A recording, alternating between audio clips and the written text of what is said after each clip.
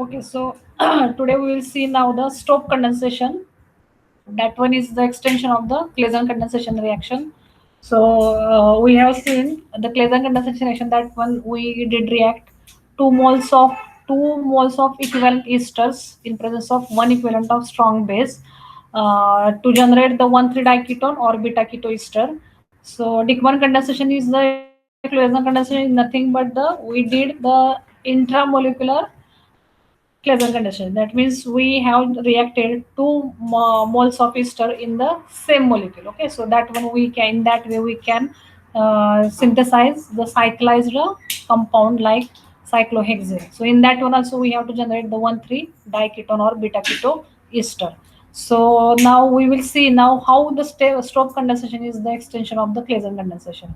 Now here on the first slide you can see, so we did react with ketones. We have taken ketone, 1 mole of ketone and 1 mole of this active methylene containing diester. Okay, so that these two molecules we have to react in presence of strong base to generate new carbon-carbon double bond. So here we have introduced a new carbon-carbon double bond.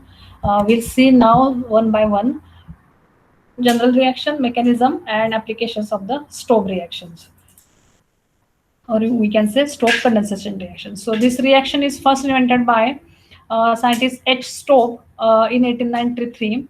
So this reaction, he got this success of this reaction unexpectedly. So the reaction in between acetone and diethyl succinate, it gives in presence of one equivalent of sodium methoxide as a strong base. That one gives tetraconic acid and tetraconic acid monoethyl ester. Okay, so two different products we can get or we can achieve.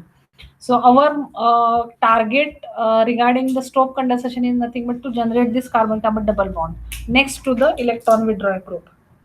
So this is the motto of the our Stokes condensation reaction. Now the question is how this reaction comes under the theme of carbanion. Okay, so here as you can see over here, Stokes condensation, we do react aldehyde or 1 mole of ketone. So with dialkyl succinate. So here you can see uh, it has two CH2 groups. Out of these, one CH2 group, the CH bond is getting occupied by different alkyl groups R4 and I5, R5. But the remaining two methyl groups, that means methylene group, two hydrogen atoms, these two hydrogen atoms, they are highly acidic. Okay, so here now we have to utilize these highly acidic hydrogen atoms to make one carbon-carbon, new carbon-carbon double bond we can generate over here. Okay, so this is nothing but the Stokes condensation.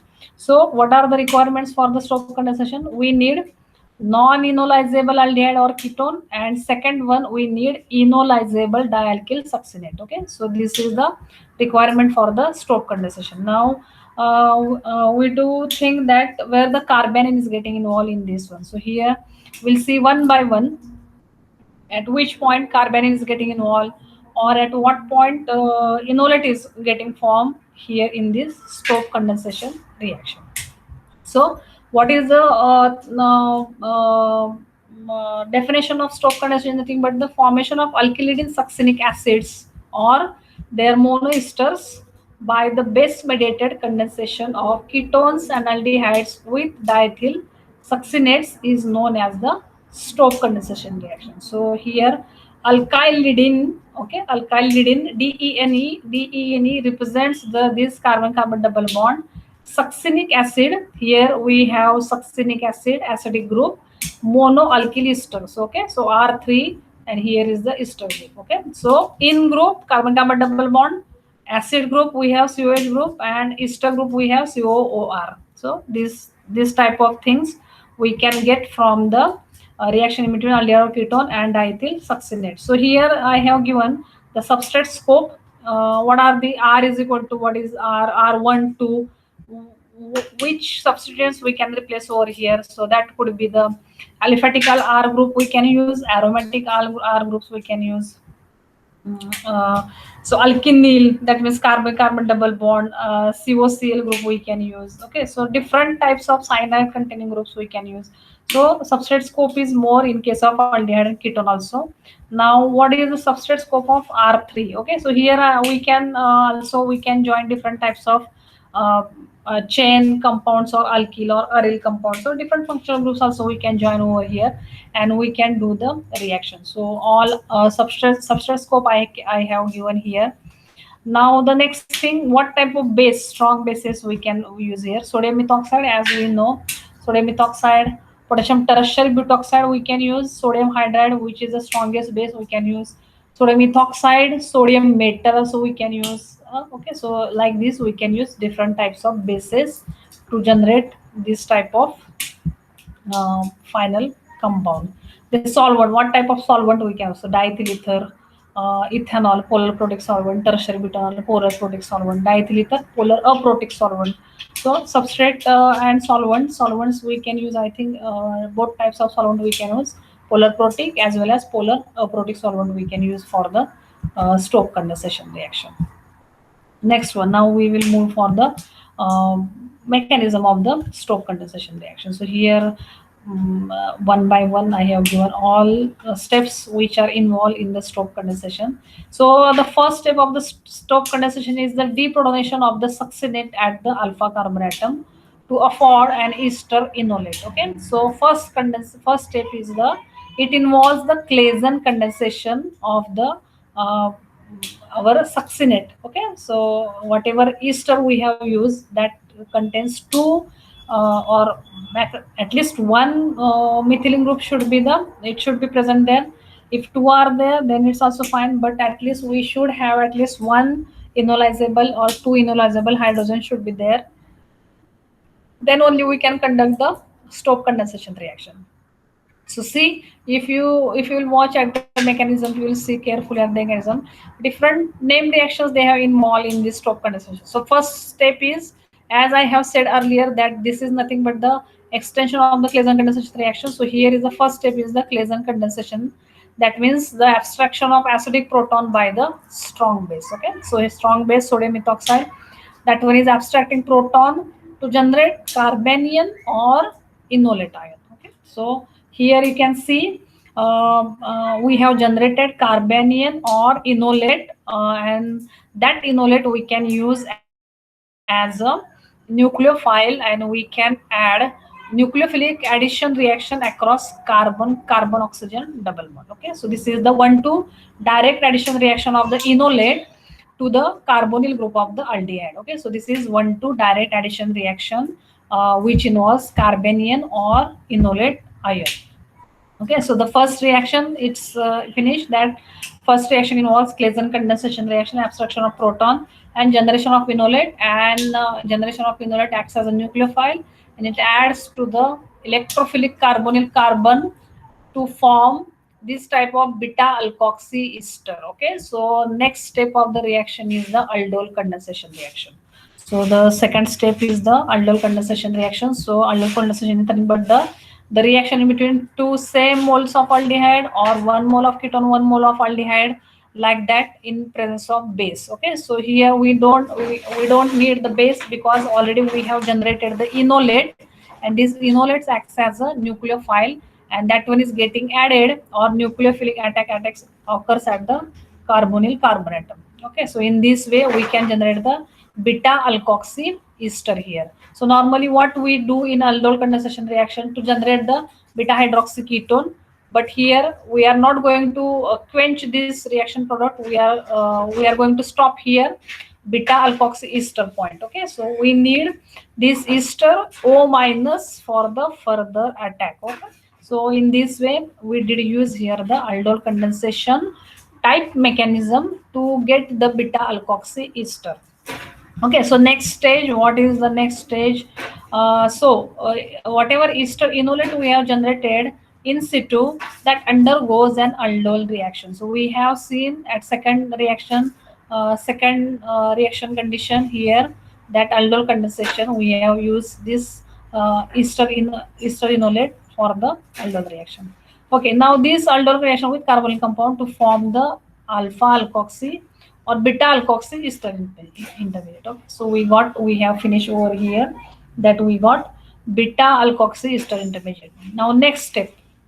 Now third step is the here now intramolecular acyl substitution. Okay, so the third step is the intramolecular acyl substitution reaction. So we are going to do here the following intramolecular acyl substitution gives rise to a gamma lactone intermediates. Okay, so here we are going to get the gamma lactone intermediate by intramolecular acyl substitution reaction. So here normal, that means we are going to we are going to go for the cyclization reaction. Okay, so here we are getting cyclized product by the intramolecular acyl substitution. Acyl substitution, that means OMe group is getting removed, acyl group is getting removed, and we are getting the cyclized gamma lactone as a product. Okay, so in this way we can get the gamma lactone intermediate.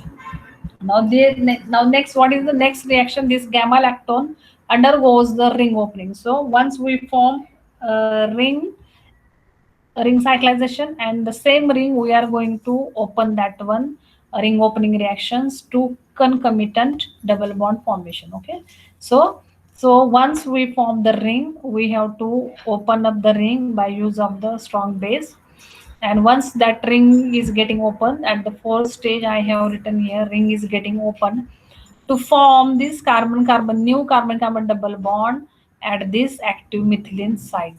Okay, so this is nothing but our Stokes condensation reaction, formation of double bond at this active methylene site, and later on this quenching of this O minus with acidic reagent to get this final product. Okay, so what product, final product we got? Acidic group we got, ester group we got, and carbon carbon double bond also we got. So in same molecule, three different functional groups are present, and this is nothing but the our Stokes condensation reaction. So this is the mechanism of the Stokes condensation reaction. Now we will see where we can use the Stokes condensation. So some synthetic applications of the Stokes condensation. Here I have shown the one synthesis of codeine plus codeine. The Stokes condensation was applied to prepare the tetraline moiety. Okay, so tetraline moiety of the target by the reacting diethyl succinate in tertiary butyl alcohol and using potassium tertiary butoxide as a base. Okay, so they have taken here non-enolizable aldehyde CHO group, isovanillin, and this diester. Okay, so 1.3 equivalent of the diester they have taken, and we do react these two moiety with each other to get here. Okay, here we got the all these things via Stokes condensation reactions. Carbon carbon double bond we got, ester group is here, and also acidic group is here. Okay, so this is nothing but the our Stokes condensation reaction, and this product whatever we are getting from the Stokes condensation, that one we are going to utilize for the further synthesis of different drugs or alkaloids, like all these things. Okay, so this is the synthetic application of the Stokes condensation. One more, and this another one more one, configurationally constant analogs of the THC. This is also biologically active component, and for the synthesis of this type of moieties, like different big molecules, we have to utilize the Stokes condensation to achieve the intermediate component like this. Okay, so this is the Stokes condensation, and now we will stop here. Hope this one will help you out.